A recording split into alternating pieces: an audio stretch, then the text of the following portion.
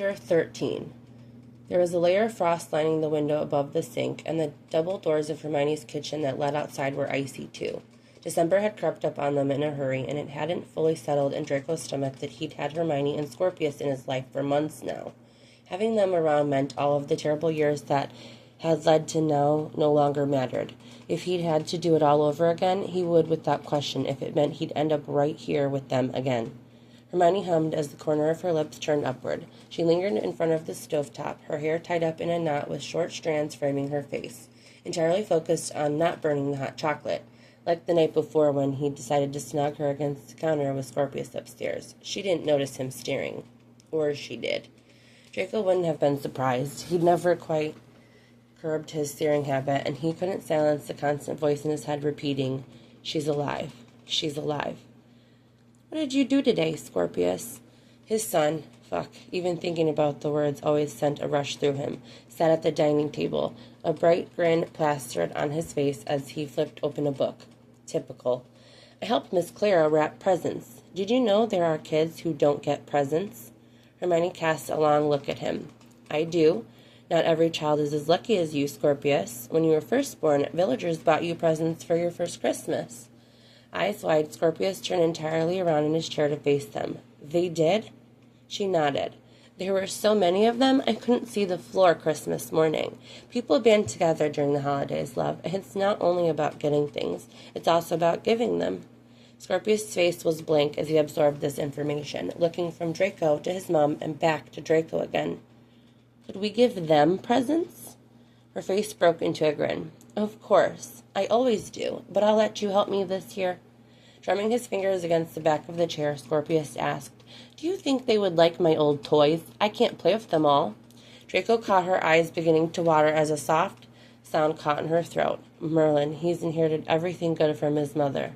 "That's a very kind thing to do." Draco's fingers tangled with Hermione's at his side and out of sight. "Yes," Hermione agreed. "We'll sort through them this weekend, but you don't have to give away anything you don't want to." She turned back to the stove once more. Scorpius scanned the first page of the book, papers crinkling as he turned to the next, but there was something curious about the motion. Straightening, Draco watched the boy reach for his mug on the table, but his fingers didn't meet it. He couldn't possibly be... He didn't know if Scorpius had ever had bouts of accidental magic. It was possible, he supposed, and if he had, Granger wouldn't remember. The curse would have surely created a gap in her memory when she witnessed magic of any kind. Granger said something behind him, but he didn't hear it. There was a teasing lilt to her voice, as there always was, but it was all he could do to stare ahead in awe. The mug shot upward. Luckily, it was still empty, and rolled on its side in the air. A tiny hand rushed up to chase it. Scorpius wiggled his fingers, and the cup followed the movement. Hardly able to believe what he was seeing, Draco watched a wry grin creep onto his son's face. He realized that he should have prevented Hermione from seeing it all too late. "All right, it's hot, so..." "Scorpius?" Granger's voice rose, and he recognized the panic immediately for what it was. "What are you doing?" she shrieked, her eyes shooting open as she stared at him. There was nothing but fear in her tone, worry, whichever he wanted to call it. The mug crashed down onto the floor, and Scorpius' eyes filled with tears. "I don't know." Holding up one finger towards Scorpius, Draco mouthed, "Be right back." Glass from the broken mug was scattered across the floor. Draco stepped over it carefully, leading her from the room. "Hermione." She was trembling, and he wasn't sure if it was a byproduct of the curse taking effect or just lingering shock from what she'd just witnessed. "Draco, Scorpius, he..." Hermione clutched her head, fingers digging roughly into her hair. When he looked back later, Draco would realize that he had barked her name rather than uttering it softly as he panicked. "Hermione, what's wrong?" "My head feels like it's splitting open," she moaned. Lead formed in his stomach. He could lose her again if the curse was as unpredictable as he'd thought. It could erase all of her memories, not just the one to trigger it, and she never exaggerated when it came to pain. Potter would have known what to do. Draco should have known what in the bloody fuck he was supposed to do. "I know. Will you let me speak with Scorpius? Perhaps you ought to lie down." Confusion flitted across her face as she sucked in a breath. "I can't think straight." A grimace formed on her lips. "I'll lie down. If you need anything..." He wrapped his arms around her, picking her up when she lost her balance. Draco carried her up the stairs and pressed his thumb to the inside of her wrist. Her pulse quickened. "I'll come up to check on you after I talk to him." Hermione was barely able to nod as he laid her in bed. My head. Pressing a cool kiss to her forehead, Draco murmured, Sleep, Granger. He found Scorpius sitting on the porch with a red-tipped nose. He'd bundled himself up and his arms were folded across his chest. Where's Mummy? Scorpius sniffled and wiped his nose with his sleeve. Draco sat beside him, lacing his fingers together while resting his elbows on his knees. She's sleeping. She doesn't feel well. It's my fault. It isn't. Draco shook his head. You weren't able to control that. It was an accident. Scorpius leaned against Draco, his eyes cast downward. It sure feels like my fault. Has it ever happened before?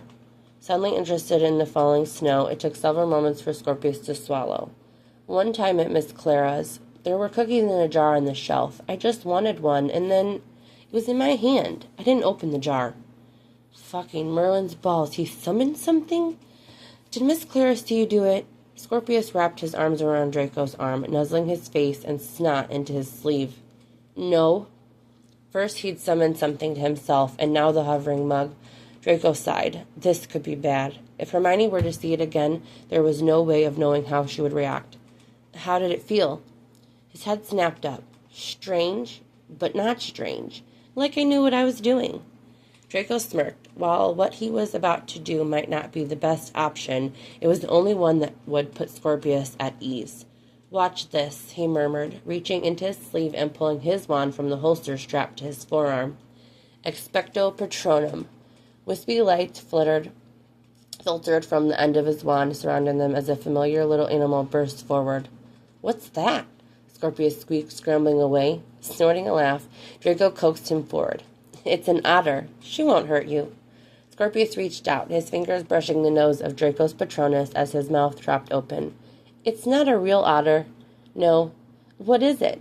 It's magic, created by my happiest memories, so I'm never alone. Draco smiled. And one day I'll teach you everything, but for now this has to stay between us. I can't tell Mum.